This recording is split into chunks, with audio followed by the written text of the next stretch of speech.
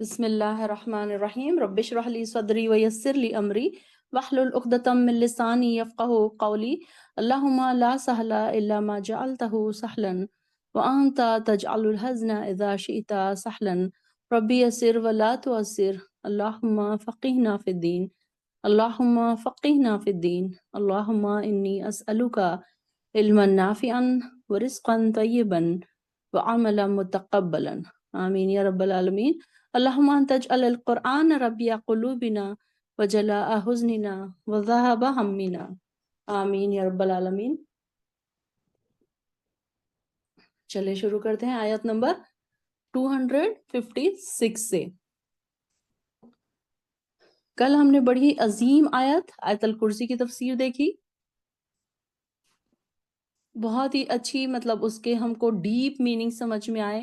اب تک ہم کئی بار فرض نمازوں کے بعد بھی پڑھتے تھے اور رات کو سوتے وقت بھی پڑھتے تھے، لیکن اب تک ہم کو اتنا ڈیپ میننگ اس کا نہیں سمجھ آیا تھا۔ الحمدللہ میں نے دیکھا کہ ساری بہنیں بہت اچھے سے ایکسپلین کر رہی ہیں، تو اس کا مطلب یہ ہے کہ ساری بہنوں کو سمجھ آ چکا ہے۔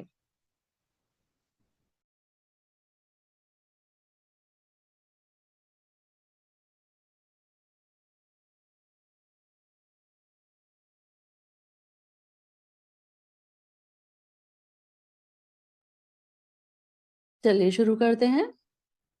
لا اکراہ فی الدین، نہیں ہے کوئی زبردستی دین میں۔ اب یہاں پر دیکھیے، کوئی زبردستی نہیں ہے دین میں۔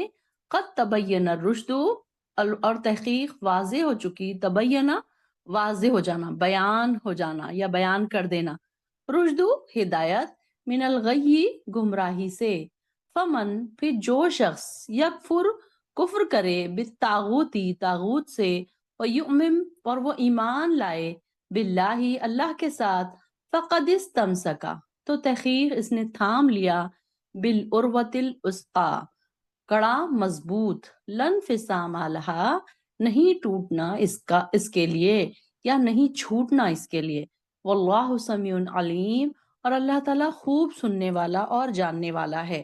اب دیکھیے کہ دین میں کسی کے اوپر ہم زبردستی نہیں کر سکتے، کسی غیر مسلم کو ہم یہ نہیں بول سکتے کہ آپ اسلام قبول کر لو۔ تو یہاں پر اللہ تعالیٰ نے اس میں فلیکسیبلٹی رکھی ہے، سارے لوگوں کو بتا دو آپ کہ دین میں کیا ہے ہمارے، اگر کوئی خوشی سے قبول کرنا چاہے تو ویلکم، نہیں تو ہم کسی کے اوپر گن پوائنٹ پہ ہم کسی کو دین اسلام قبول نہیں کروا سکتے۔ تو یہ آیت کو کچھ لوگ الگ طریقے میں لیتے ہیں۔ اب وہ یہ کہتے ہیں کہ جیسے اگر آپ کسی کو کہتے ہیں کہ آپ نماز کیوں نہیں پڑھتے، ہمارے اپنے مسلمان لوگ ہی ہیں، اپنے دوست ہیں، باپ ہیں، جو بھی رشتہ دار ہیں، تو اگر آپ کسی کو کہیں کہ نماز نہیں پڑھتے، نماز پڑھو یا روزہ رکھو، تو لوگ کیا کہتے ہیں کہ دین میں کوئی زبردستی نہیں، یہ ہمارے اوپر کیوں زبردستی کر رہے ہیں۔ تو اس کا مطلب یہ نہیں ہے، یہاں پر یہ اس کا مطلب نہیں بن رہا ہے۔ وہاں پر ہر انسان کو دین اسلام اختیار کرنے کی حد تک تو آزادی ہے، چاہے تو وہ قبول کر لے چاہے تو رد کر دے، مگر اسلام قبول کرنے کے بعد اسے یہ اختیار نہیں رہتا کہ وہ دین کے احکامات کو اپنی طریقے سے اپنی کسوٹی پر پرکھنا شروع کرے، یعنی کہ وہ انسان یہ سوچے کہ اچھا مجھے ٹھیک لگے گا تو میں کروں گا، میرا دل چاہے گا نماز پڑھنے تو میں پڑھوں گا، میرا دل چاہے گا زکوٰۃ دینے تو میں دوں گا۔ تو یہ ایسے نہیں چلے گا۔ جب ایک بار آپ اسلام میں داخل ہو گئے تو پھر آپ پر یہ ساری احکامات کی پابندیاں عائد ہو جاتی ہیں، اگر تو آپ پکے اور سچے مسلمان بننا چاہتے ہیں تب، اور اگر آپ پکے مسلمان نہیں بننا چاہتے، صرف نام کے مسلمان رہنا چاہتے ہیں، تو پھر آپ کے اوپر کوئی زبردستی نہیں ہے۔ صرف نام کے پیدا ہو گئے، مسلمان گھروں میں پیدا ہو گئے تو بس نام کے مسلمان ہو گئے۔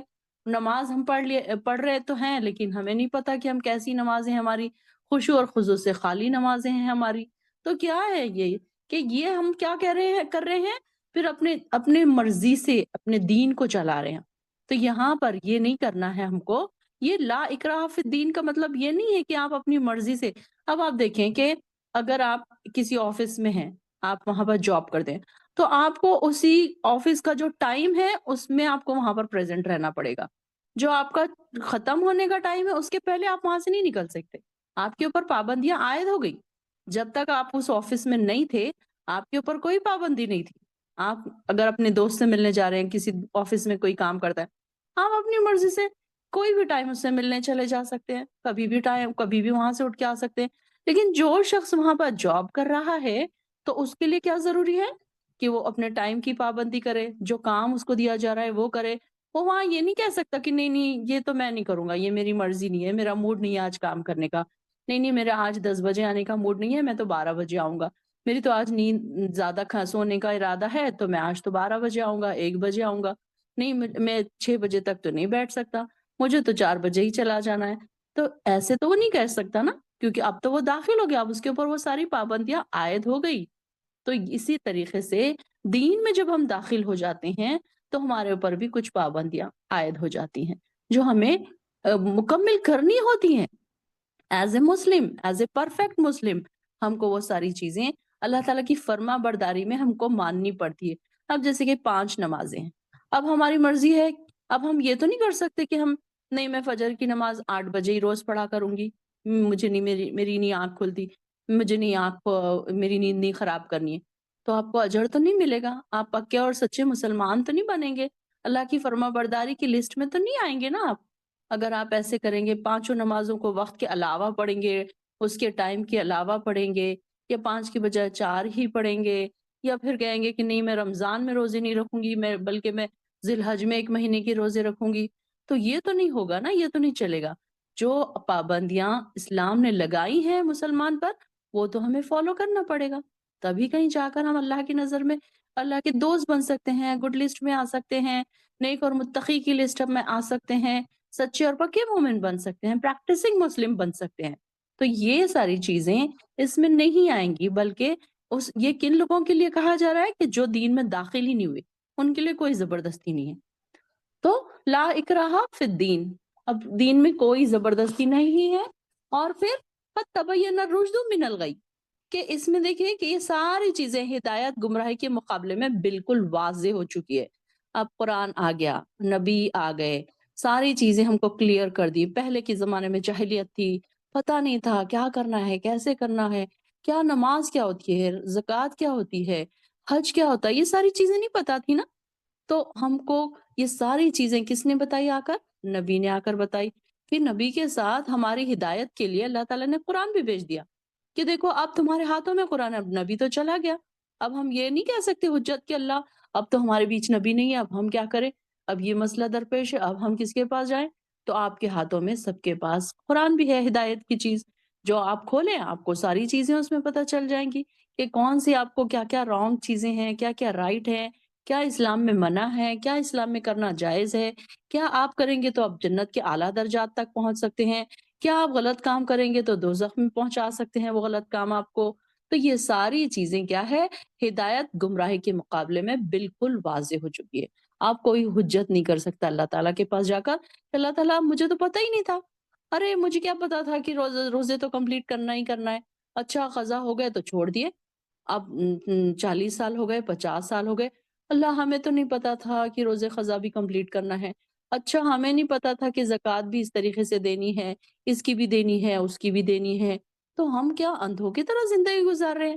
ہمارے ہاتھوں میں جب کتاب ہے، نبی کی احادیث ہمارے پاس ہے، تو پھر ہمارا کیا کام بنتا ہے کہ ہم اس کو دیکھیں، ہم اس کو اس کسوٹی پہ پرکھیں اس کو کہ کون سی چیز ہم غلط کر رہے ہیں اپنی زندگیوں میں، ہم اب تک کیا غلط کر رہے تھے اور اب ہمیں کیا کرنا ہے، کیا صحیح چیزیں ہمیں کرنا ہے، کون کون سی چیزیں ہم نے غلط کر دی تھی، اب اس کو ہمیں سدھارنا ہے۔ ہمارے ہاتھوں میں کتاب ہے، تو یہی بات ہے کہ ہدایت گمراہی کے مقابلے میں بالکل واضح ہو چکی ہے۔ قد تبین الرشد، رشد کس کو کہتے ہیں؟ ہدایت کو، بھلائی کو، ساری چیزیں اللہ تعالیٰ نے ہم کو راستے بتا دیے، اور کون کون سی چیزیں کرنا ہے، ڈونٹس اینڈ ڈوز بتا دیے۔ اب ہم یہ نہیں بول سکتے کہ ہمیں نہیں پتا تھا، تو پھر تو ہم جاہل ہو گئے، پھر تو ہم نے کتاب کو کھولا ہی نہیں، تو کتاب کو ہم نے سمجھا ہی نہیں، قرآن کو ہمارے پاس، قرآن تو ہمارے پاس تھی لیکن ہم صرف ناظرہ پڑھتے رہے اور ہم اس کو سمجھنے کا ہم نے کبھی خیال ہی نہیں کیا۔ تو ایک ایک آیت کو سمجھنے کی کوشش کیجئے، اپنے اندر اتارنے کی کوشش کیجئے، کیونکہ یہ کیا ہے ہمارے لیے؟ ہدایت کا راستہ ہے، گمراہی سے ہٹانے کا راستہ ہے۔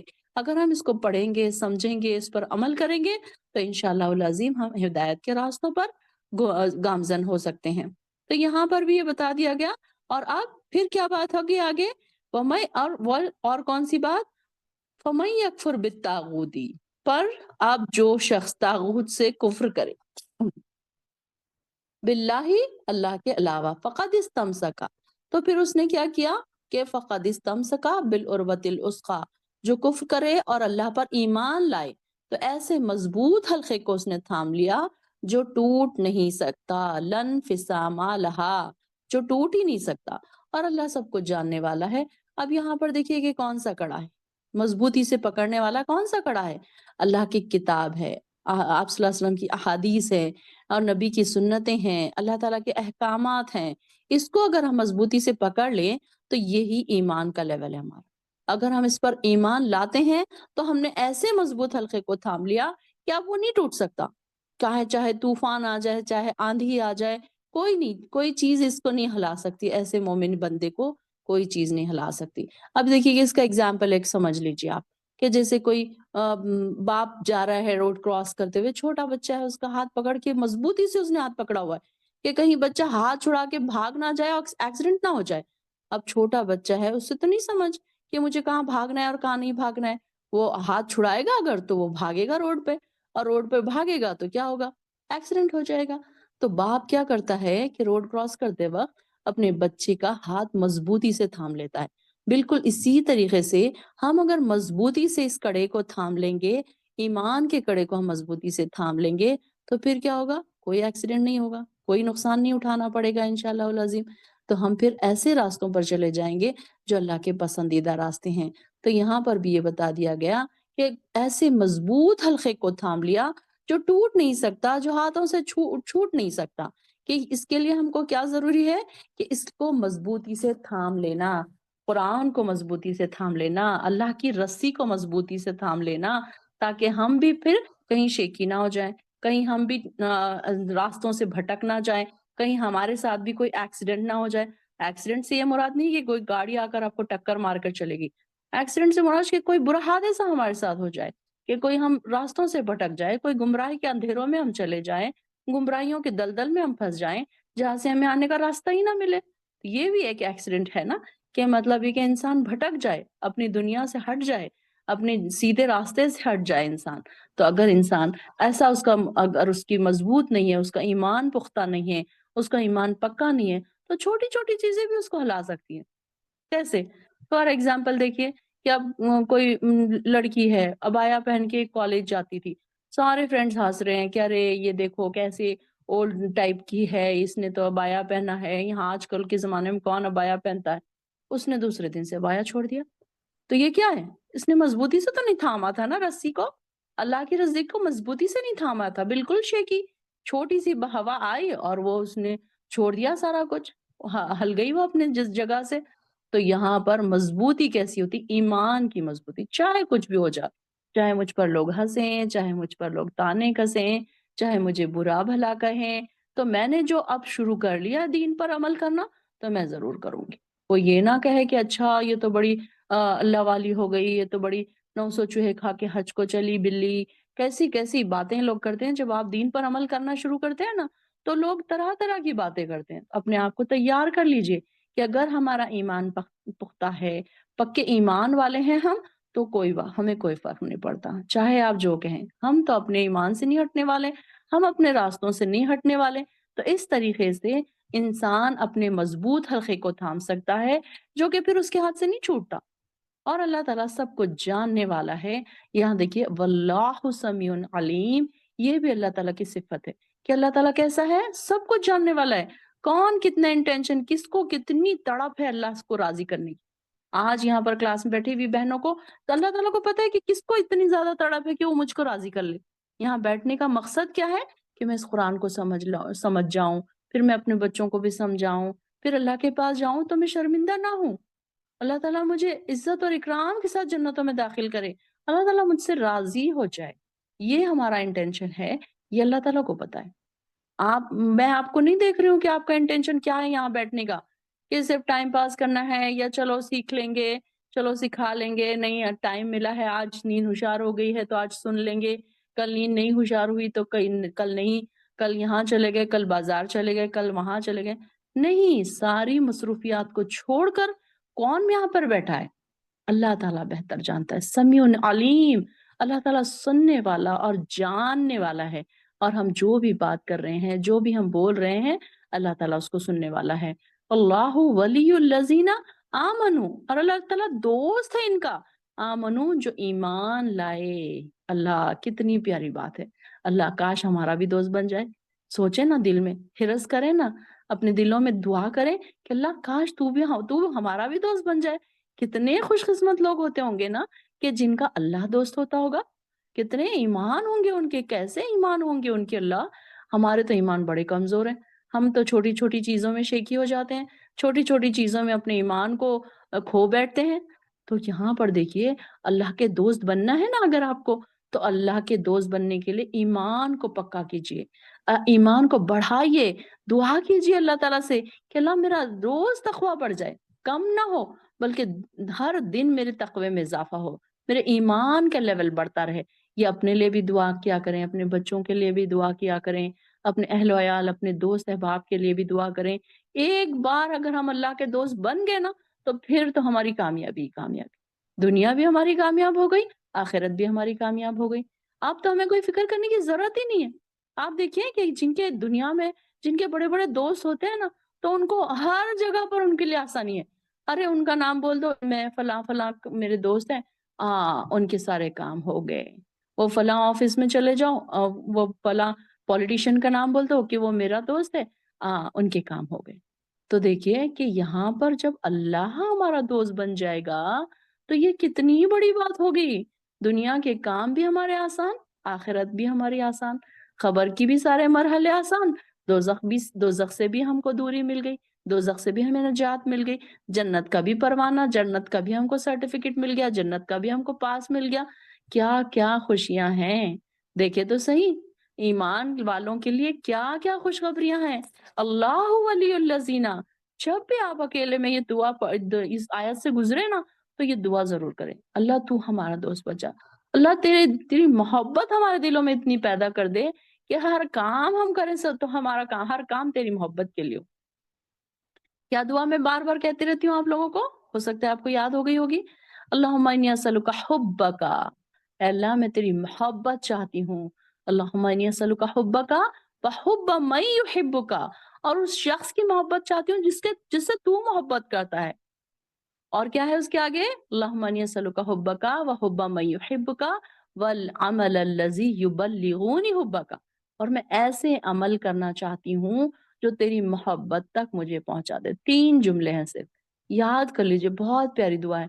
हर अत्तहियात के बाद, हर सजदे में इसको दुआ मांगा करें कि इंशाअल्लाह अज़ीम हमारे पास टाइम है, वक्त है, और अकल है, समझ है। अगर हम अकल और समझ के साथ, शऊर के साथ हम ये दुआ करेंगे, तो उम्मीद है कि हम मरने तक तो अल्लाह ताला की मोहब्बत तक पहुँच ही जाएँगे। अल्लाह ताला हमें पहुँचा देगा अपनी मोहब्बत तक। अल्लाह ताला हमारा दोस्त बन जाएगा। कितनी खुशकिस्मती की बात होगी ना, कि अल्लाह हमारा दोस्त बन जाएगा।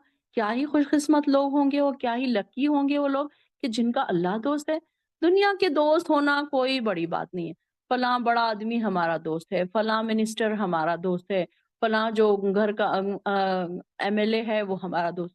क्या करेंगे हम दुनिया के ऐसे बड़े-बड़े लोगों की दोस्ती लेकर, जो हमें जन्नत में तो नहीं पहुँचा सकते, अल्लाह ताला के पास हमारी सिफ़ारिश तो नहीं कर सकते। कल ही हमने पढ़ा कि कितने भी बड़े-बड़े लोग होंगे, वो अल्लाह के पास सिफ़ारिश तो नहीं कर सकेंगे। हाँ, ठीक है, अगर दुनिया के 1-2 काम आपके हल्के हो भी रहे हैं, तो उसमें कौन-सी बड़ी बात है। लेकिन देखिए कि अल्लाह के दोस्त होना, अल्लाह का दोस्त होना क्या ही बड़ी बात है। अल्लाह ताला जब हमारा दोस्त बन जाएगा, तो हमारे गुनाहों की लिस्ट भी नहीं देखेगा। अल्लाह ताला हमें बगैर हिसाब किताब की जन्नत में दाखिल फरमा देगा। अल्लाह ताला के दोस्त हैं ना, जो दोस्त होते हैं तो उनका फिर कुछ नहीं देखा जाता। दोस्तों की हर चीज़ माफ़ होती है। आप देखिए हमारे जो दोस्त हैं, हम उनके नेगेटिव पॉइंट्स नहीं गिन रहे होते हैं।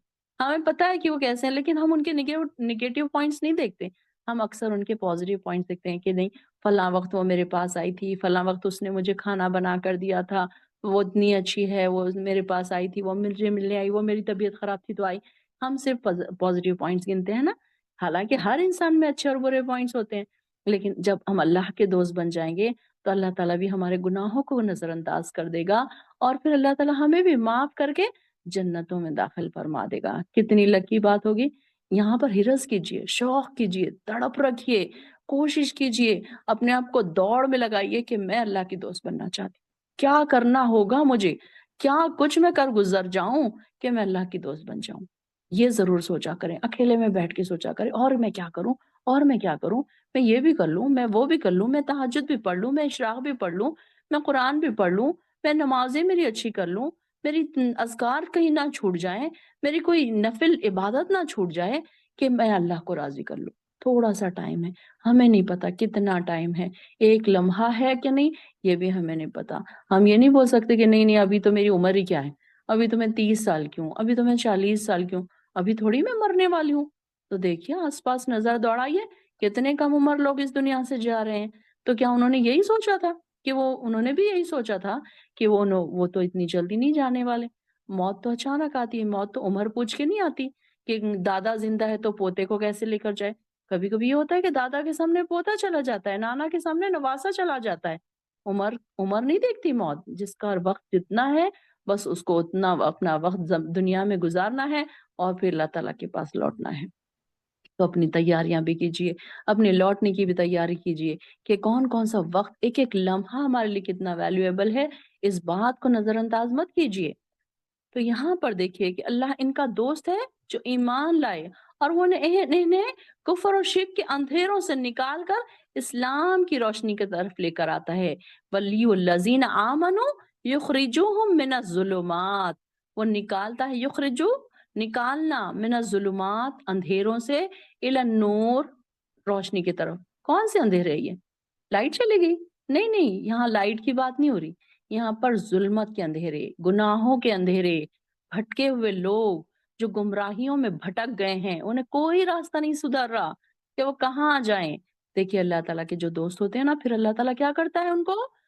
अंधेरों से निकाल कर रोशनी की तरफ लेकर आता है, गुमराहियों से निकाल कर हिदायत की तरफ लेकर आता है। तो ये क्या है? ये अंधेरे से क्या मुराद है? गुमराही, भटके हुए लोग, और नूर से क्या मुराद है? हिदायत की रोशनी। तो अल्लाह ताला के जब हम पसंदीदा बन जाएंगे तो अल्लाह ताला हमें हर कदम पर अलर्ट करता रहेगा कि नहीं नहीं तुम्हें ये नहीं करना, नहीं नहीं, हमारा ज़मीर हमें रोकेगा कि नहीं नहीं अब मुझे ये नहीं करना, अब मुझे नमाज़ छूट रही है, हाँ, छोड़ने दो कोई बात नहीं, एक तो छूट रही है। नहीं, अलर्ट हो जाएँगे आप। नहीं, नहीं, मेरी एक नमाज़ क़ज़ा नहीं पढ़ूँगी मैं तो उसको टाइम पर ही पढ़ूँगी। चाहे मैं बाज़ार में हूँ, चाहे मैं बस में खड़ी हूँ, चाहे मैं ट्रेन में खड़ी हूँ, चाहे मैं कार में बैठी हूँ, चाहे मैं पैदल चल रही हूँ। मुझे नमाज़ टाइम पे पढ़ना है। ये है आपको अलर्ट होना। तो अल्लाह ताला क्या करेगा आपको?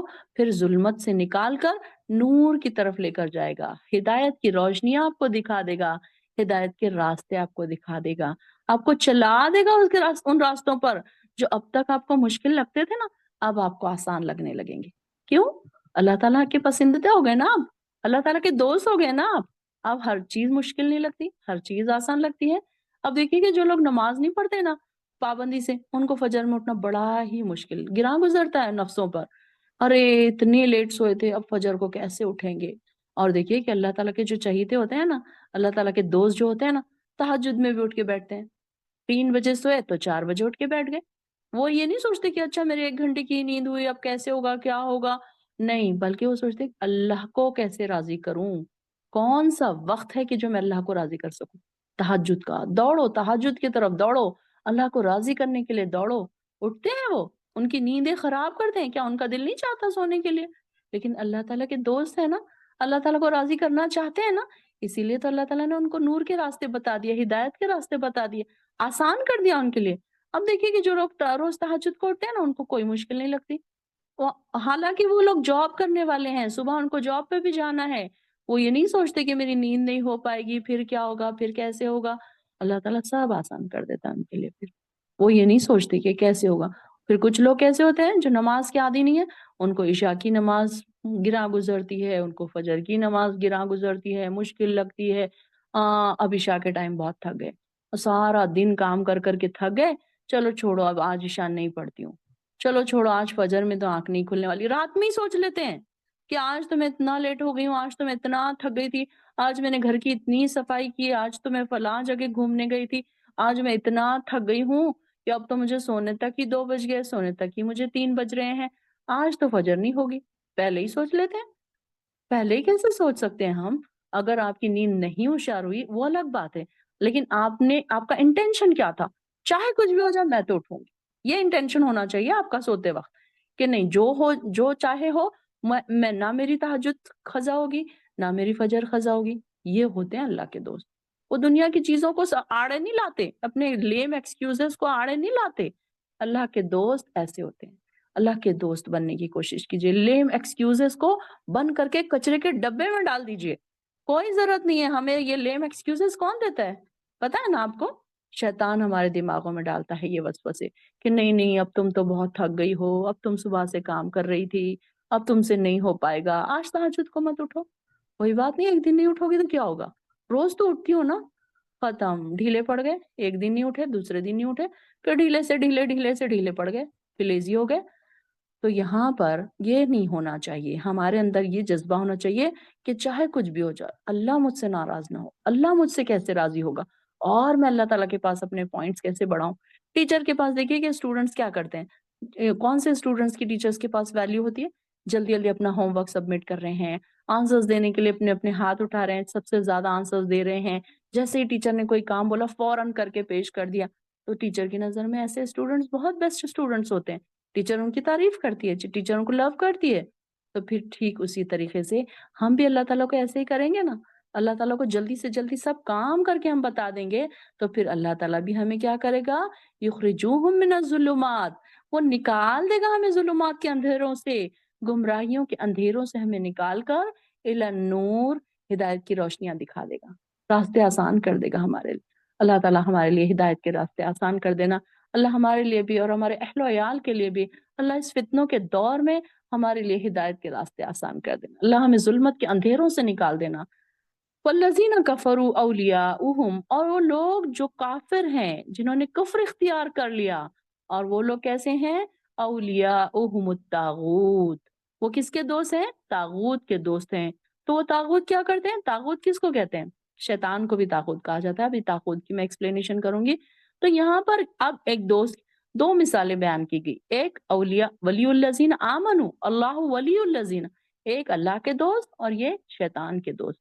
اولیاءہم الطاغوت, شیطان کے دوست. شیطان کے دوست ہوں گے تو کیا ہوگا, یخرجوہم من النور, ان کو اجالوں سے نکال کر الی الظلمات, اندھیروں میں لے کر چلے جائیں گے. وہ ظاہر ہے, دیکھیے شیطان ہمیں کہاں لے کر جائے گا, گمراہیوں میں, گمراہیوں کے دندل میں پھنسا کر چھوڑے گا ہمیں شیطان. اس کا تو کام ہی ہوا ہے, اس نے تو وعدہ ہی کیا اللہ تعالیٰ سے. ہمیں تو پتا ہے کہ اس نے یہی وعدہ کیا اللہ تعالیٰ سے کہ میں ان کو اندھیروں میں پھنسا دوں گا, گمراہیوں میں پھنسا دوں گا, ظلمت کے اندھیروں میں ان کو پھنسا کر چھوڑوں گا. اس نے تو وعدہ کیا ہے نا. تو یہاں پر دیکھیے دو طریقے کے لوگوں کا یہاں پر ذکر ہو رہا ہے. اب آپ کے لیے راستے کھلے ہوئے ہیں دونوں طرف. آپ کس کو چوز کرتے ہیں, کون سا راستہ آپ چوز کرتے ہیں؟ آپ اللہ کے دوست بننا چاہتے ہیں یا شیطان کے دوست بننا چاہتے ہیں؟ شیطان کے دوست بنیں گے تو کیا کرے گا وہ, یخرجوہ من النور, نکال دے گا نور سے, ہدایت کی روشنیوں سے نکال کر الی الظلمات, اندھیروں کی طرف لے کر چلا جائے گا. اللہ اکبر. اللہم لا تجعلنا منہم. اللہ تو ہمیں طاغوت سے بچا, شیطان سے بچا. اللہ ایسے اندھیرے والے راستوں سے بچا. اللہ گمراہیوں والے راستوں میں ہمیں نہ جانے دے. دعائیں ضرور کیا کریں, بہت دعائیں کیا کریں, ہر آیت پہ دعائیں کیا کریں. ایسا ضروری نہیں ہے کہ آپ نے پوری آیت کو کمپلیٹ ہی کرنا ہے, بس جہاں آیت میں آپ کو کوئی چیز ایسی نظر آئے نا, رک جائیے. اکیلے جب آپ بیٹھے ہیں پڑھ رہے ہوں گے, ناظرہ پڑھ رہے ہوں گے نا, تو آپ رک جائیے, وہاں پر دیکھیے کہ کیا اللہ تعالیٰ فرما رہے ہیں. فوراً رک جائیے, رو کے گڑ گڑا کے دعا کیجیے کہ اللہ میں نہیں چاہتی کہ میں طاغوت کی دوست بن جاؤں. اللہ میں تو آپ کی دوست بننا چاہتی ہوں. اللہ میرے اندر وہ کوالٹیز پیدا کر دے کہ میں آپ کی دوست بن جاؤں. طاغوت کا مطلب کیا ہے؟ دیکھیے ہم نے اس سے پہلے بھی ہم نے شارٹ دیکھا تھا دور قرآن میں. جو بہنیں ہماری دور قرآن میں تھی تو ان کو یاد بھی ہوگا, انہوں نے نوٹ بھی کیا ہوگا. تو طاغوت کیا ہے؟ طاغوت ہر وہ باطل قوت ہے جو اللہ کے مقابلے میں اپنا حکم منوائے, دوسروں سے حکم منوائے, یا لوگ اللہ کے مقابلے میں اس کے احکام کو تسلیم کرنے لگ جائیں. اب یہ کچھ بھی چیزیں بہت ساری چیزیں ہو سکتی ہیں یہاں پہ. ایسے لوگ بھی ہو سکتے ہیں, یا پھر کیا کہتے ہیں حکومتیں بھی ہو سکتی ہیں. پہلے کے زمانے میں کیا تھے, بادشاہ کیسے تھے؟ فرعون کا ہم ذکر کرتے تھے, یہ بھی طاغوت تھا. کتنے ہم بادشاہوں کا ذکر کرتے سنتے تھے کہ پہلے کے بادشاہ کیا کرتے تھے, وہ بولتے تھے کہ ہم ہی رب ہیں, انا ربکم الاعلی. کیا بولتا تھا فرعون؟ میں ہی تمہارا رب ہوں. تو یہ کیا ہے, رب دنیا کی اللہ کی عبادت چھوڑ کر وہ کیا چاہتا تھا کہ لوگ میری عبادت کریں, میرا نام لے, अल्लाह का नाम ना ले, मेरा नाम ले। तो ये सारी चीज़ें जो अल्लाह की इबादत से आपको हटा दे, अल्लाह की मोहब्बत से आपको हटा दे और दूसरी मोहब्बत आपके दिलों में पैदा हो जाए, इतनी मोहब्बत कि आप उसको इलाहा बना लें। तो इसमें सबसे बड़ी चीज़ क्या आती है? अगर हम सोचे तो हमारा अपना नफ्स, ये ही भी तागूत हो सकता है, क्योंकि हमारा अपना नफ्स ही हमें बहकाता है ना कि नहीं, नहीं आज मेरा दिल चाह रहा है कि मूवी देखूँ। नहीं, नहीं आज मेरा दिल चाह रहा है कि आज मैं नमाज़ ना पढूँ। होता है ना कभी-कभी ये दिल में ख़्याल आता है ना, तो फिर क्या करता है इंसान? छोड़ देता है फिर। तो इंसान का नफ्स भी क्या है? वो तागूत हो सकता है, उसको बुरे कामों पर उकसा सकता है। इंसान क्या करता है? अपनी ख्वाहिशात को ही अपना इलाहा बना लेता है कि नहीं मेरा दिल नहीं चाह रहा, मैं नहीं करूँगी। दिल दिल क्या चीज़ है? अपने आप से सवाल करें, जो अल्लाह के अहकामात के खिलाफ हमें अगर दिल लेकर जा रहा है, तो क्या हम दिल की बात मानेंगे? अपने नफ्स को सख्त रखा करें, सख्ती में रखा करें, उसको हर बात उसकी ना मानें, जो गलत बात है उसकी ना माना करें। ऐसे से क्या होता है फिर नफ्स हमारा और ज़्यादा फूलता जाता है नफ्स कि हाँ, ये तो मेरी बात मानता है ना और नफ्स में क्या होता है? शैतान होता है। इंसान को बहकाता रहता है और जिस तरीके से इंसान उसकी बात सुनता जाता है ना, तो उसका नफ्स भी क्या होता है? फूलता जाता है। तो यहाँ पर भी बताया जा रहा है कि ऐसी चीज़ें इसमें सारी चीज़ें आप इसमें देखिए कि अगर इसमें ऐसी तहरीकें हैं जो इंसान को दीन से हटा देती हैं, ये भी तागूत है। ऐसी बहुत सारी चीज़ें हैं, इस तरीके से शैतान भी तागूत है। ऐसे पीर, फ़कीर जो खुद भी गुनाह करते हैं और दूसरों को भी गुनाह की तलक़ीन करते हैं। हर तरह से हर इंसान का अपना नफ्स भी तागूत हो सकता है, जबकि वो अल्लाह की फ़रमाबरदारी का इनकार कर रहा होता है। ये देखिए कि अक्सर लोग क्या करते हैं कि अल्लाह को छोड़कर दूसरों से मदद माँगते हैं। या गौसे पाक हमारी मदद कीजिए। ये क्या कितनी बुरी बात है कि हम अल्लाह को छोड़कर किससे मदद माँग रहे हैं? कि यानी कि हमने तो उनको ही अपना इलाहा बना लिया ना। इलाहा जो होता है वो हमारी सारे कर परेशानियों का मुश्किल कुशा कौन है? अल्लाह है। लेकिन हमने मुश्किल कुशा को तो किसी और को बना लिया, हमने बहुत सारे मुश्किल कुशा बना लिए। तो ये क्या है? ये भी तागूत की तरफ ले जाने वाले रास्ते हैं। शैतान अलग-अलग रास्तों पर बैठा है। हर इंसान के लिए शैतान ने अलग रास्ता मुकर्रर किया हुआ है। अब कुछ लोगों को ऐसे बहकाता है तो कुछ लोगों को वैसे, जिसकी जो पसंद है उस तरीके से उसको बहकाता है। तो यहाँ पर भी देखिए कि कई ऐसी चीज़ें हो सकती हैं कि जो तागूत में आएँगी। वो उसमें बहुत सारे ऐसे जो इंसान को अल्लाह से हटा दे। अब गंडे, तावीज़ करने वाले लोग हैं, तो ये सारी चीज़ें इंसान क्या करता है? अल्लाह को छोड़कर अल्लाह से इबादतें करने की बजाय वो कहाँ जाता है? आमिलों के पास चक्कर लगाता है कि मेरी फलाँ परेशानी हो गई, मुझे औलाद नहीं हो रही है, मुझे ये हो रहा है, मेरे बिज़नेस में नुकसान हो रहा है। चाहिए तो ये था कि वो तहज्जुद में उठ के रोता, अल्लाह ताला से दुआएँ करता। लेकिन उसने क्या किया कि जाकर तो यहाँ चक्कर मार रहा है, वहाँ तागे बाँध रहा है, वहाँ चादरें चढ़ा रहा है, वहाँ नियाज़ें कर रहा है, वहाँ जानवर ज़ुबा कर रहा है, इसके नाम पर ज़ुबा कर रहा है, उसके नाम पर ज़ुबा कर रहा है। बल्कि उसने तो अल्लाह से मदद माँगनी चाहिए थी। अल्लाह को छोड़कर वो कहाँ-कहाँ चला गया।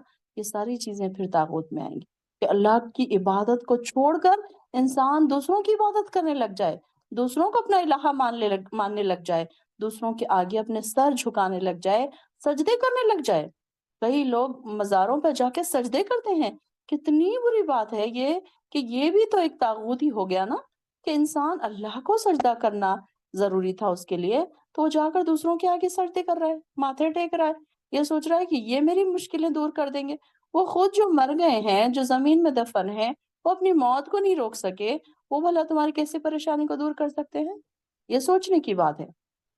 तो यहाँ पर भी देखिए कि ऐसे तागूत अब आपको इंशाल्लाह समझ आ चुका होगा कि तागूत क्या-क्या चीज़ें हो सकती हैं। कौन-कौन सी ऐसी चीज़ें हैं जो तागूत हैं हमारे आस-पास, कौन-सी ऐसी चीज़ें जो हमें अल्लाह से दूर कर रही हैं, जो हमारी नफ़्सानी ख्वाहिशात पर असरअंदाज़ हो रही हैं। तो इसकी भी लिस्ट आप निकालिएगा और मुझे बताइएगा, ये आपका होमवर्क है कि आपने कल और ऐसी चीज़ें ढूँढ कर लाना है कि कौन-कौन सी ऐसी चीज़ें हैं कि जिसको हम तागूत हम कह सकते हैं। तो यहाँ पर अल्लाह ताला फरमा रहे हैं कि ये क्या करेंगे तागूत जो है युखरिजूनहुम मिनन नूरि इला ज़ुलुमात, कि वो आपको क्या करेंगे फिर अंधेरों से अंधेरों में निकाल लेकर चले जाएँगे नूर से निकाल कर। उलाइका अस्हाबुन नार, और यही लोग हैं आग वाले। हुम फीहा खालिदून, और ये इसमें हमेशा-हमेशा रहेंगे। ऐसे लोगों के लिए दोज़ख की خوشخبری آ گئی، طے ہو چکا کہ یہ لوگ جو ہے جو ہدایت کی طرف نہیں آتے، جو اندھیروں کی طرف دوڑ دوڑ کر جاتے ہیں، ظلمات میں رہنا پسند کرتے ہیں، جو شیطان کی پوجا کرتے ہیں، جو طاغوت کی عبادت کرتے ہیں، جنہوں نے طاغوت کو اپنا الہہ بنا لیا ہے، تو پھر وہ لوگ کیا ہیں؟ اصحاب النار۔ اللہم لا تجعلنا منہم، اللہ تو ہمیں ایسے لوگوں میں سے نہ بنا، اللہ ہمیں عقل والے لوگوں میں سے بنا، ہمیں سمجھ بوجھ رکھنے والے لوگوں میں سے بنا۔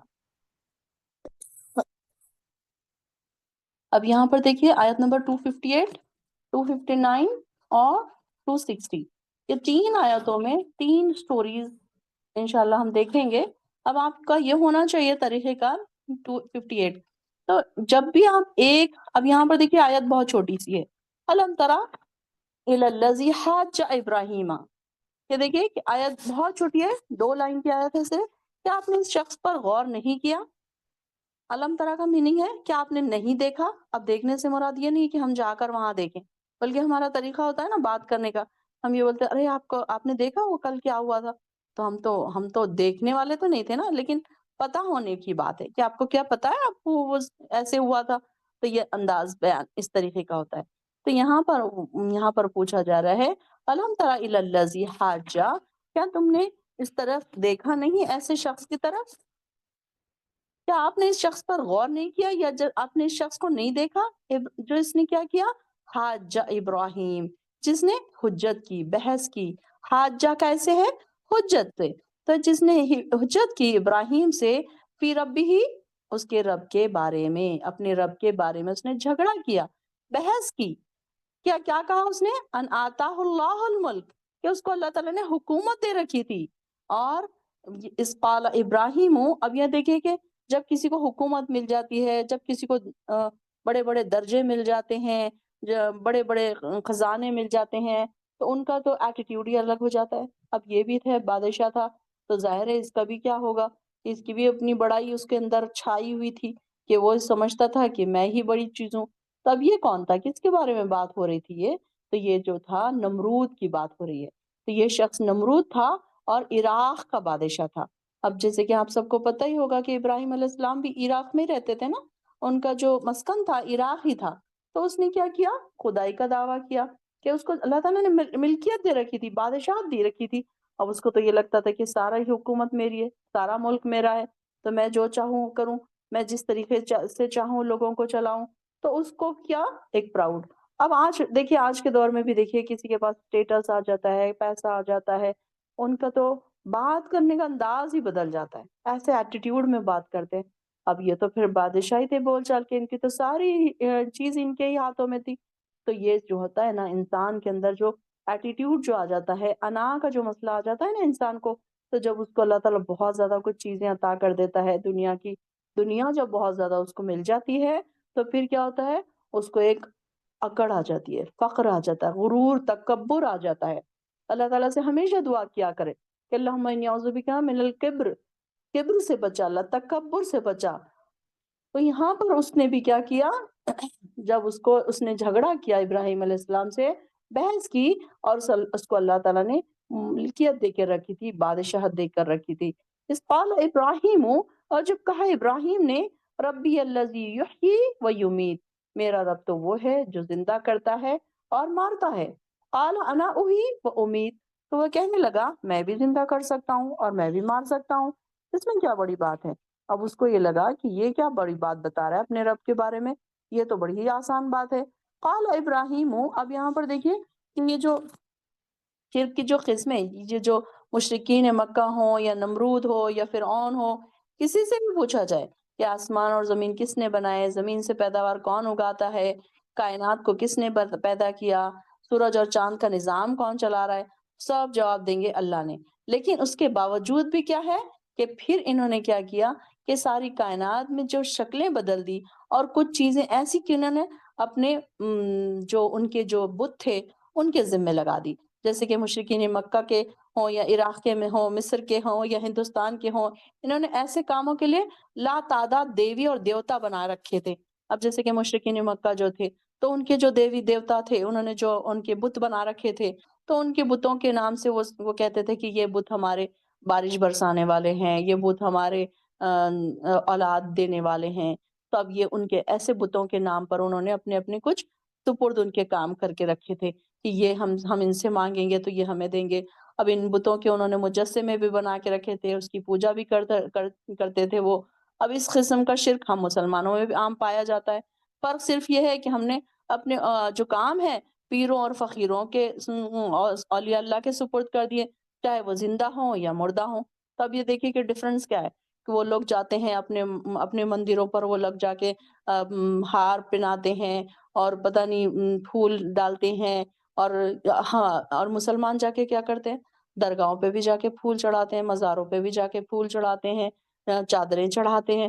تو بالکل دیکھا جائے تو بالکل انہی کی کاپی ہو رہی ہے. کیا ڈفرنس ہے؟ وہ لوگ جا کے سجدے کر رہے ہیں, مسلمان بھی جا کے سجدہ کر رہے ہیں. تو یہ بھی دیکھیے کہ یہ بھی ایک شرک کی قسم ہے. تو یہاں پر بھی بتائیے کہ نمرود بھی اسی قسم کا خدا تھا, اور فرعون بھی, اور ایسے اور جیسے ان جیسے اور بھی کئی خدائی کے وعدے کر چکے تھے. اور یہ لوگ کیا تھے, ان کا جو قانونی اقتدار تھا اعلیٰ تھا, اور سیاسی اقدار بھی اعلیٰ تھا. دونوں قسم کے اقتدار ایسے اعلیٰ ایسے حکمرانوں کے پاس ہی ہوتے ہیں, تو ایسے لوگوں کا ہر لفظ قانون ہوتا ہے. تو ان کے پاس بھی کیا تھا کہ ہم جو کہیں گے وہی بس آخری ورڈ ہوگا. یہ ہوتا تھا ان کا کہ ہم نے جو کہا وہ ساری دنیا کو ماننا ہی پڑے گا, یہ ہوتا تھا نا ان کہا. تو یہ انہوں نے کیا کیا کہ اب جب اس نے بحث کی ابراہیم علیہ السلام سے, رب کے بارے میں بحث کی کہ کیا ہے تمہارا رب, کیا چیز ہے تمہارا رب. اب یہاں پر دیکھیے کہ جو ابراہیم علیہ السلام کے والد جو تھے, جن کا نام آزر تھا, تو نمرود کے دربار میں ایک بڑے پوسٹ پہ تھے. ابراہیم علیہ السلام کے باپ تھے, اور بت بناتے تھے, اور بت فروش بھی تھے, بت بیچتے بھی تھے, اور نمرود کے مقربین میں سے تھے, مطلب خاص لوگوں میں تھے. تو اسی بنا پر باپ نے ابراہیم کو گھر سے بھی نکال دیا تھا, جیسے کہ ہم نے پڑھا تھا, اور انشاءاللہ ہم آگے پڑھیں گے کہ ان کا کیا قصہ ہوا تھا. تو یہاں پر بات ہو رہی ہے, بحث ہو رہی ہے. تو سیدنا ابراہیم اور نمرود کا مکالمہ یہاں پر پیش ہو رہا ہے کہ خدائی پر بحث ہو رہی تھی.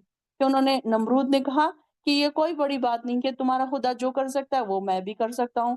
تو ابراہیم علیہ السلام نے کہا کہ میرا رب تو وہ ہے جو زندہ بھی کر سکتا ہے, مار بھی سکتا ہے. تو نمرود نے کیا کیا کہ دو شخص کو پکڑ کر لایا. ایک شخص کو یہ تھا کہ اس کے اوپر موت کا فیصلہ ہو چکا تھا, موت کی سزا اس کو سنائی جا چکی تھی, تو اس نے اس کو زندہ چھوڑ دیا. اس نے کہا کہ دیکھو میں اس کو معاف کرتا ہوں, اس کو میں نے بخش دیا, اب یہ زندہ بچ گیا. اور ایک شخص دوسرا جو تھا, اس کے اوپر کوئی نہیں تھا, کوئی جرم عائد نہیں تھا, اس کو اٹھایا, اس کو قتل کر دیا. تو اس نے کہا دیکھو یہ تو میں بھی کر سکتا ہوں, میں تو مار بھی سکتا ہوں, میں تو زندہ بھی کر سکتا ہوں. تو اب اس نے کہا, اب ابراہیم علیہ السلام نے کہا قال ابراہیم ان اللہ یاتی بالشمس من المشرق. تو پھر ابراہیم علیہ السلام نے اس کو ایک ایسی بات کہہ دی کہ اب وہ پھر ہکا بکا رہ گیا. اللہ تعالیٰ تم سورج کو مشرق سے نکالتا ہے, تو تم کیا کرو فاتی بہا من المغرب, تو تم اس کو مغرب سے نکال کر دکھاؤ. فبہت الذی کفر, تو اب وہ ہکا بکا رہ گیا, اب اس کو کوئی جواب نہیں سوجا. تو یہ جو نمرود تھا تو وہ کیا کرتا تھا, اپنے آپ کو بادشاہ سمجھتا تھا, اور کہتا تھا کہ سورج دیوتا, جیسے کہ ہندوز میں ہوتا ہے نا کہ سورج دیوتا, کہ میں سورج کا دیوتا ہوں, یا سورج میرے اندر دیوتا بن کے آ گیا ہے, سورج دیوتا. تو وہ اپنے آپ کو ایسے کہتا تھا.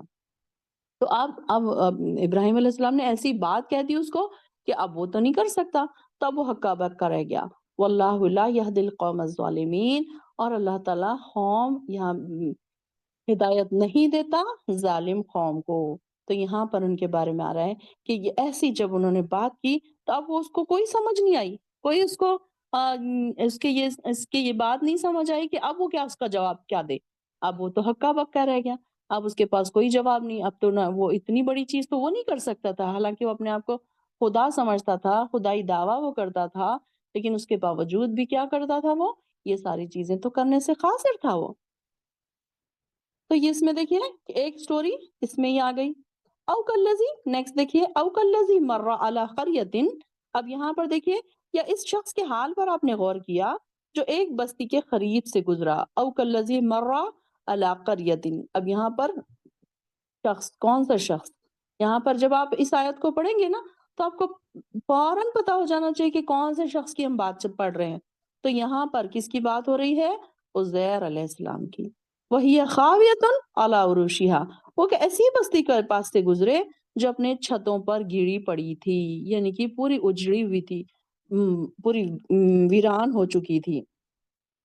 وَهِيَ خَاوِيَةٌ عَلَى عُرُوشِهَا قَالَ، تو انہوں نے کہا، ایسے ہی انہوں نے دل میں سوچا، أَنَّىٰ يُحْيِي هَٰذِهِ اللَّهُ بَعْدَ مَوْتِهَا، کہ اللہ تعالیٰ اس کو کیسے زندہ کرے گا اس کے موت کے بعد، اس بستی کی موت کے بعد، یعنی کہ اس بستی کو اجڑ جانے کے بعد دوبارہ اللہ تعالیٰ اسے کیسے آباد کرے گا۔ انہوں نے دل میں ہی سوچا، تو پھر کیا کیا اللہ تعالیٰ نے، فَأَمَاتَهُ اللَّهُ، تو اللہ تعالیٰ نے ان کو موت دے دی۔ کتنے دن تک، 100 عامن، 100 سال تک موت کی نیند سلا دیا اللہ تعالیٰ نے ان کو۔ اور پھر یہ دیکھیے کہ اب یہ کب کی بات ہے، یہ جو عزیر علیہ السلام جو تھے، تو یہ کیا تھے کہ ان کو ساری کی ساری تورات جو تھی نا زبان ہی یاد تھی۔ اب یہاں پر یہ بخت نصر جو تھا، اس نے کیا کیا تھا، بیت المقدس پر حملہ کیا تھا۔ یہ واقعہ سیدنا عزیر علیہ السلام سے تعلق رکھتا ہے، جن کے متعلق مشہور تھا کہ انہیں ساری تورات زبانی یاد تھی۔ اور بخت نصر نے کیا کیا تھا، بخت نصر بھی ایک بادشاہ تھا، تو اس نے کیا کیا تھا، شام پر حملہ کر کے بیت المقدس کو ویران کر دیا تھا، اور بہت سارے اسرائیلیوں کو قید کر کے اپنے ساتھ بابل لے کر گیا، اور اس میں سیدنا عزیر علیہ السلام بھی تھے۔ اور کچھ مدت کے بعد، پھر کئی سالوں کے بعد رہائی ہوئی، اور وہ واپس اپنے وطن آ رہے تھے، تو راستے میں انہوں نے دیکھا کہ ایک اجڑا ہوا شہر ہے، جو دیکھا جو بخت نصر کے حملے کے نتیجے میں ویران ہو گیا تھا۔ تو اسے دیکھ کر دل ہی دل میں ان کو یہ خیال آیا کہ اللہ اس بستی کو کب اور کیسے آباد کرے گا۔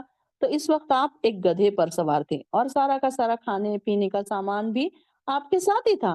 اب جیسے کہ اب کوئی انسان ٹریول کرتا ہے، تو اس کے ساتھ پہلے کے زمانے میں یہ ہوتا تھا نا کہ اپنا کھانا اور پینا اپنے ساتھ لے کر گھوم جاتے تھے۔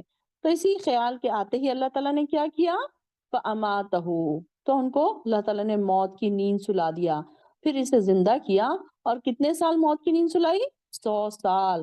100 عامن، 100 کس کو کہتے ہیں، 100، عامن سال، 100 عامن، 100 سال تک کے موت کی نیند سلا دیا۔ پھر کیا کیا، پھر ثم بعثہ، پھر اس کو زندہ کیا، کھڑا کیا اٹھا کے، پھر پوچھا قال کم لبثت، پھر پوچھا تم کتنے دن سوئے پڑے رہے، کتنے دن یہاں پر ایسے ہی پڑے رہے، کتنی مدت تک تم یہاں پڑے رہے۔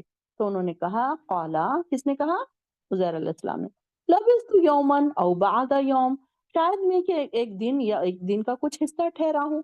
اب انہوں نے کہا کہ میں شاید ایک دن یا ایک دن کا کچھ حصہ ٹھہرا ہوں گا یہاں پر۔ اب یہ دیکھیے کہ عزیر علیہ السلام جب وہاں سے جا رہے تھے، تو ان کے پاس وقت معلوم کرنے کا کوئی ذریعہ نہیں تھا۔ آج ہمارے پاس موبائل ہے، جس میں ہم ٹائم دیکھتے ہیں، ڈیٹ دیکھتے ہیں۔ اسی طریقے سے ہمارے پاس گھڑی ہوتی ہے کہ ہم اتنے بجے یہاں سے نکلے، اتنے بجے ہم یہاں پہنچیں گے، اتنے بجے ہماری ٹرین رہے گی، 4 گھنٹے کا ہمارا سفر ہے، فلائٹ میں ہم کتنے بجے بیٹھیں گے، یہ سارا کچھ ہمیں پتا ہے کہ کتنے بجے ہم نکل رہے ہیں، کتنے بجے ہم پہنچیں گے، ٹائم کے ساتھ، ڈیٹ کے ساتھ ہمارا سارے پلاننگز ہوتے ہیں۔ لیکن پہلے کے زمانے میں تو یہ ساری چیزیں نہیں تھی۔ پہلے کے زمانے میں لوگ سورج کو دیکھ کر ہی اپنے ٹائم کا اندازہ لگاتے تھے نا۔ تو اب یہاں پر سورج کے سوا ان کے پاس اور کوئی چیز نہیں تھی، وقت معلوم کرنے کا ذریعہ ہی نہیں تھا کوئی۔ تو اب یہ جب جا رہے تھے تو پہلا پہر تھا، اور جب دوسرا پہر کہنے لگے، یعنی کہ بس جب وہ زندہ ہوئے تو دوسرا پہر تھا اس وقت، تو ان کو یہ لگا کہ میں صبح سویا اور دوپہر میں اٹھ گیا، کہ بس دن کا کچھ حصہ، اسی لیے انہوں نے یہ کہا کہ بس دن کا کچھ حصہ، اور یہ بھی ممکن ہے کہ یہ دوسرا دن ہے، کیونکہ اس سے زیادہ انسان کبھی سوتا نہیں ہے۔ کبھی کبھی دیکھیے ہم سوتے ہیں، سو کر ہم اٹھتے ہیں، گہری نیند جب ہم سو کے اٹھتے ہیں تو ہمیں نہیں پتا ہوتا کہ ہم کتنے بج گئے ہیں۔ کبھی کبھی یہ سوچتے ہیں کہ ارے اتنا ٹائم ہو گیا، میں تو ابھی سوئی تھی، ایسے لگتا ہے نا کہ ہم تو ابھی سوئے تھے۔ اور ایک دم گہری نیند سے جب ہم جاگتے ہیں تو ہمیں وقت کا اندازہ نہیں ہوتا کہ ہم 4 گھنٹے سوئے یا 6 گھنٹے سوئے، ایسے لگتا تھا کہ بس اب ہم تھوڑی دیر سو کر اٹھے ہیں۔ تو ٹھیک اسی طریقے سے جب وہ جاگے تو ان کو یہ لگا کہ وہ دن کا کچھ حصہ سوئے ہیں۔ پھر بعد میں اللہ تعالیٰ نے ان کو فرمایا، بلکہ انہوں نے کہا، اللہ تعالیٰ نے کہا، قال بل لبثت 100 عام، بلکہ تم ٹھہرے رہے یہاں پر، سوئے رہے۔ اس کا ٹھہرے رہے کا کیا مطلب ہے، کہ سوئے رہے۔ اب ان کو بھی نہیں پتا تھا کہ ان کو اللہ تعالیٰ نے موت کی نیند سلا دیا تھا۔ تو 100 عام، تم کتنا ٹھہرے یہاں پر، 100 سال۔ فانظر الی طعامک، تو بس تم اب دیکھو اپنے کھانے پینے کی چیزوں کو۔ طعام کس کو کہتے ہیں، کھانے کی چیزیں، وہ شراب کا، اور پینے کی چیزیں۔ جو بھی کھانے اور پینے کی چیز انہوں نے ساتھ لی تھی اس کو دیکھو، لم یتسنا، کہ وہ سڑی نہیں ہے، خراب نہیں ہوئی ہے۔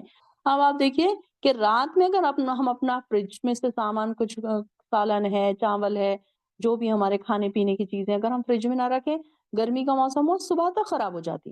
لیکن یہ دیکھیے اللہ تعالیٰ کا کرشمہ، اللہ تعالیٰ کا معجزہ، اللہ تعالیٰ بتانا چاہ رہا تھا نا اپنا معجزہ ان کو، تو اللہ تعالیٰ نے 100 سال میں بھی ان کے کھانے اور پینے کو سڑنے نہیں دیا۔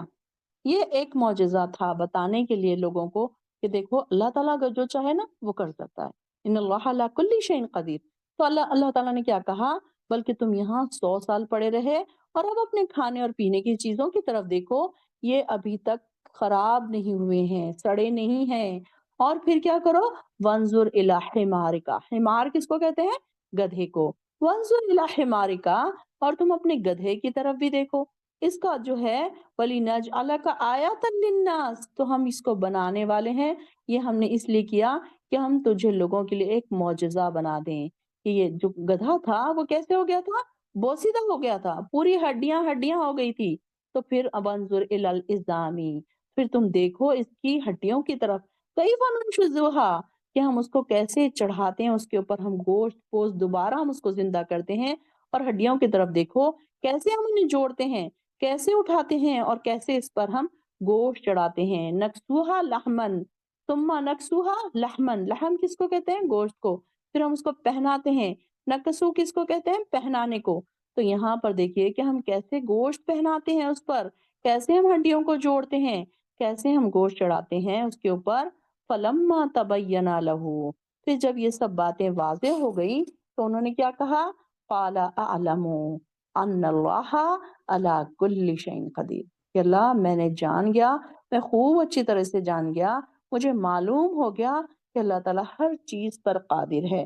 یہاں پر دیکھیے کہ جب عزیر علیہ السلام نے دیکھا کہ ان کا گدھا جو تھا کہ 100 سال کے بعد پورا ہڈیاں ہڈیاں بوسیدہ ہڈیاں ہو گیا تھا، انجر پنجر ہو گیا تھا، اور اللہ تعالیٰ نے ان کے سامنے ہی پھر اس کو کیا کیا، پھر اس کو زندہ کیا، اس کے اوپر گوشت پوست چڑھایا، اور 100 سال کی مدت میں آپ کی ذات پر کچھ اثر نہیں ہوا، آپ جیسے تھے بالکل ویسی ہے۔ اور چنانچہ جب آپ گھر واپس پہنچے تو آپ کے بیٹے پوتے سب بوڑھے ہو چکے تھے اور آپ خود ان کی نسبت جوان تھے۔ تو اسی طرح آپ کی ذات بھی تمام لوگوں کے لیے ایک معجزہ بن گئی، اور یہ اسی وجہ سے یہود کا جو ایک فرقہ ہے نا، تو ان کو عزیر کو اللہ کا بیٹا کہتا ہے، یہی وجہ سے کہ اللہ تعالیٰ نے ان کو دوبارہ زندہ کیا اور ایسے ان کو معجزہ بنایا، تو ابن اللہ کہتے ہیں ان کو، اللہ کا بیٹا کہتے ہیں۔ تو یہاں پر دیکھیے کہ گدھے پر 100 سال کا عرصہ گزرنے کے باوجود بھی، تو یہاں پر کیا ان کا حیرت ہوئی کہ وہ پورے ہڈیاں ہونے کے باوجود پھر دوبارہ اس کو زندہ کر دیا، پھر ہڈیوں کا جڑنا، اس کا پنجر مکمل ہونا، اس پر گوشت پوست چڑھنا، اس کا زندہ ہونا، یہ اللہ تعالیٰ کی قدرت ہے۔ اس میں ایک بہت بڑی دلیل ہے کہ یہ ساری چیزیں کون کر سکتا ہے، ان اللہ علی کل شیء قدیر، جو اللہ تعالیٰ ہر چیز پر قادر ہے، صرف وہی یہ کام کر سکتا ہے۔ تو یہاں پر دیکھیے کہ 2 نشانیاں بتائی گئی ہیں، ایک میں کیا ہے، ایک میں ابراہیم علیہ السلام کی سٹوری ہم نے پڑھی، اور اس میں بھی کیا بتایا گیا کہ اللہ تعالیٰ نے ابراہیم علیہ السلام سے اس نے بحث کی تھی کہ کیسے زندہ اور زندگی اور موت، اور زندگی اور موت کے بارے میں دلائل دیے گئے تھے، اور سورج کے بارے میں، سورج کو کیسے اللہ تعالیٰ مغرب سے اور مشرق سے نکالنے کے بارے میں بات کی تھی، اور یہ دوسری اس میں یہ بتایا گیا کہ اللہ تعالیٰ، اب اس میں سے ہم کو کیا سمجھ آتا ہے کہ جیسے اللہ تعالیٰ ان کو 100 سال کے بعد زندہ کر سکتا ہے، سلا سکتا ہے، سلا کے جگا سکتا ہے، اسی طریقے سے کئی 100 سالوں کے باوجود جو خبروں میں مٹی میں دفن ہو چکے ہیں لوگ، ان کو پھر اللہ تعالیٰ دوبارہ زندگی دے سکتا ہے۔ یہ بات اس سے واضح ہوتی ہے کہ انسان، کئی لوگ ایسے ہوتے ہیں کہ یہ بات کو نہیں مانتے کہ اتنی بوسیدہ ہڈیاں ہو جائیں گی جب زمین میں مل جائیں گے تو کیسے اللہ تعالیٰ دوبارہ زندہ کرے گا۔ تو ان کے لیے بھی ایک دلیل ہے کہ جیسے اللہ تعالیٰ نے ان کو 100 سال سلا دیا اور ان کے اوپر کوئی اثر نہیں ہوا، دوبارہ پھر اللہ تعالیٰ نے ان کو اٹھا کے کھڑا کر دیا اور وہ اٹھے، پھر اپنے گدھے پر سوار ہوئے، پھر اپنے گھر کو چلے گئے۔ تو اسی طریقے سے اللہ تعالیٰ یہ دلیل سے واضح کرنا چاہتا ہے کہ اللہ تعالیٰ اسی طریقے سے انسانوں کو بھی دوبارہ زندہ کرے گا، اور ان کی ساری ہڈیاں چورا چورا ہو جائیں گی، ریزہ ریزہ ہو جائیں گی، پھر ان کے اوپر ہڈیاں جڑا دے گا اللہ تعالیٰ، اور پھر ان کو دوبارہ زندہ کر دے گا۔ انشاءاللہ تیسری جو سٹوری ہے انشاءاللہ نیکسٹ ویک ہم پڑھیں گے. کافی ٹائم ہو چکا ہے تو انشاءاللہ یہ اگلی والی جو اسٹوری ہے تو اس کے لیے کافی ٹائم چاہیے، تو انشاءاللہ اس کو ہم اگلے ٹائم دیکھیں گے. وآخر الدعوانا الحمد للہ رب العالمین.